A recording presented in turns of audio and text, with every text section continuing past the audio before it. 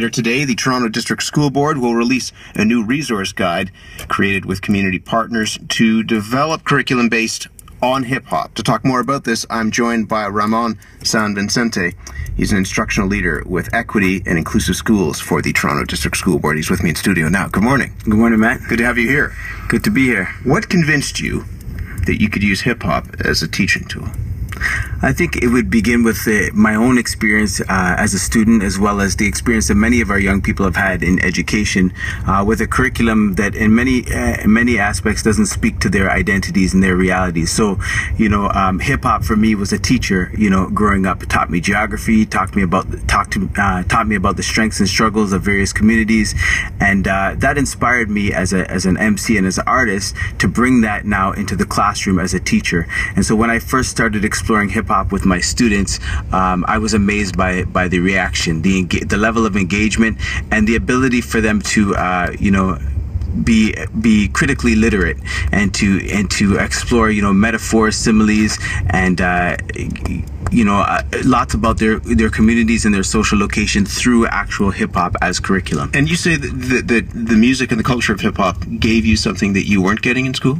Just personally? No, absolutely. I think for me it was a space of inclusion, with a curriculum in schools where I didn't really see myself represented, and I didn't really see, the issues and the strengths and the struggles of my community really represented in the formal curriculum. So hip hop for me was a space of inclusion where I could voice my concerns, my realities, in a way that could reach out to various communities. And I think that was definitely a strength that hip-hop provided for me and for many other young people, I think. How did you use it to teach students? I mean, what did you actually do with the music and the culture? Sure. So one of the things one of the activities we used to do was an after-school program called Hip Hop 101, where we would bring young people in and we'd have them brainstorm about things that mattered to them in their communities, in their families, in their homes, and then we would explore sort of how do you put those thoughts and those ideas to music, exploring various rhyme patterns.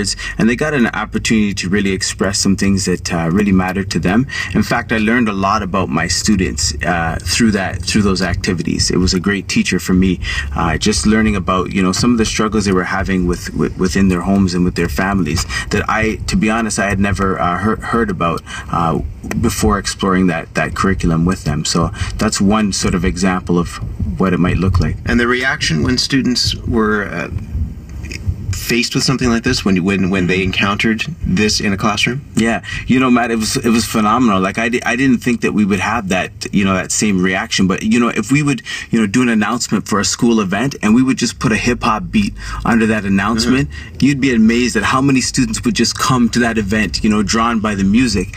And we had cross cultural. We had students from various communities that would be involved. So traditionally sometimes people see hip-hop as something for black youth, but hip-hop is a global phenomenon that engages youth across many different social identities. So how do you convince the school board that this is something that should be considered on a large scale, not just in an individual classroom? Sure. I think we're in a context and a reality where we know, for example, as the Toronto District School Board, that there are many things that we do well to engage students, but there are also many subgroups of students that we're struggling to engage. And so we're constantly looking for curriculum ideas that could be culturally relevant and responsive to their realities. And I think part of the engagement piece for teachers is linking it to ministry curriculum expectations, so language, media literacy, social arts, social sciences, the arts, things that teachers have to teach to regardless, but we're doing it in a way that is relevant to one of the most dominant youth cultures.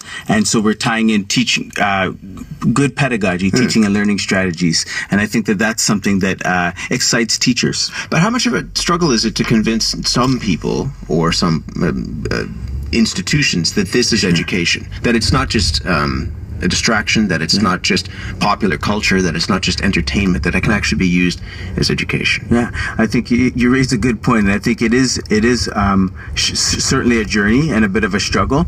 But one of the exciting things is that we have now professional learning opportunities for teachers to explore hip hop as critical pedagogy. So we're now in the middle of having 40 teachers explore this. But they learn about hip hop. They learn about hip hop, music, and culture. We bring in community artists, and they're exploring the core 4 elements of hip hop. They're involved in the art of emceeing, the art of DJing, the art of beat production, and then thinking about how could I explore this as a tool for teaching and learning with my students. Do you have to confront, I love this music and I've listened to it much of my life, but do you have to confront the roughness of it, the negativity that's around it, the violence, the misogyny that runs through so much of it? Absolutely. And our thinking is that, students, unfortunately, they explore these realities on a daily basis through media and even in their communities sometimes. So what a powerful opportunity to now engage that in a classroom and a way that they can be critical of some of the messages that they're getting through that music. And that's the critical literacy that you're talking about earlier on. Absolutely. What is, in the best case scenario, the most positive outcome that something like this could have? If you change curriculum in this way or introduce something like this into a curriculum? I think when we talk about students, this is something that can inspire students. It can induce the genius within and give them opportunities to explore their identities and think about how they want to shape their world and their communities. And I think for teachers, one of the comments that came back from a teacher from the workshop was that this brought them back to life as an educator. And so I think the opportunities to bring teachers back to life and engage them in something that is relevant with their students, and also brings to life ministry curriculum expectations in an exciting way. I think the opportunities are many, and the power is infinite in order for us to engage this. So looking forward to opportunities to do this more. Ramon, thank you. Thank you, Matt. Ramon San Vicente is an instructional leader with Equity and Inclusive Schools with the Toronto District School Board. He has created a new hip-hop resource guide for board teachers to use in their classrooms.